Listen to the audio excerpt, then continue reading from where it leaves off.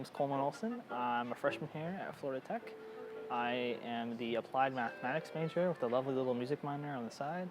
I've been doing music since 5th grade, and I've been doing I did the musicals at my high school sophomore, junior, senior year, so I guess this would be year 4 for that, and this would be my 5th show. I was mainly brought on as a director to be an extra set of eyes and ears. I mean, that's really it. The whole point was they do most of the stuff, and I just kind of pitch in a little bit, but it's really so I can learn how to do it, because it's my first time. I don't know what I'm doing yet. And really, just say general assistant director. I just sit on stage while I'm doing my lines and trying to pick up things that's happening on stage that maybe she didn't see out there. So it's just, I'm really just an extra set of eyes and ears. I did my best to emulate Robin Williams from Good Morning Vietnam as much as I can, without the crazy improv rambling that he's good at that I'm not so much good at. And it's basically, I think we all decided that I'm the new guy on the block, straight out of wherever I'm straight out of, and I'm just screwing around, having a good time, being happy-go-lucky. All these other people are giving me weird looks, be like, that's not how that's supposed to go, and I'm like, well, I don't really care, because whatever. My first character would be Sleuth. He's the villain in the first radio show, and he shows up one night in the rain to the lodge, which is why the show is called The Lodger. And then it's the whole story of the interactions between him and everyone else. And he's weird. He's a religious, probably old person who's kind of grumpy and not very kind, but also kind at the same time. It's a weird thing. It's like your old man if he went to church a lot and had a limp. In Sabotage, my first character will be Power Plant Operator number 1. I think that's all I have to say about that. The next character that appears is the main character that I have in this show, and that would be Ted. He is the greengrocer / detective spying on the family of the Verlocks. And I do my best to switch between happy-go-lucky Ted, greengrocer, not a care in the world, to semi-serious detective, as serious detectives actually are. And then other person in Sabotage would be Man in Crowd. So I think that's all I have to say for that.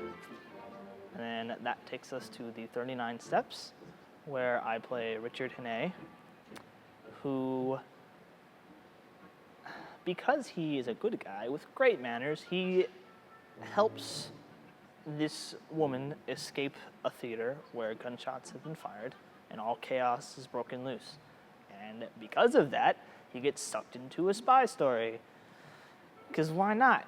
And now there's this guy who has no freaking clue what he's doing, running around doing spy stuff, which basically means getting lucky as all hell, and yeah.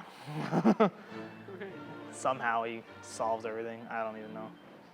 I'm not even sure how. It just happens. The difference between my voice actor character versus all the actual people I have to voice act, especially the difference between Sleuth and everybody else, because Ted and Hannay are similar-ish, except Hannay is not as serious. And then Sleuth is just good guys, bad guy. So it's hard to jump between the two. And then it's also hard to be standing at the microphone doing bad guy things and screwing around, because I'm this happy-go-lucky voice actor, and he's like, yeah, this guy's old, he's evil, he's mean, but I'm not, so let's party, basically. And it's kind of difficult. There's whenever I get to make the funny, stupid one-liners, because those are always great. And then there's some of the accents in the show, because it's all voice acting, so we do, to limit the amount of people on stage, we have lots of different accents, and some people's accents are very hilarious. And I get to sit there and listen to these accents, and yep, it's very hard not to laugh sometimes. There's some stupid things, and it's just fun to screw around.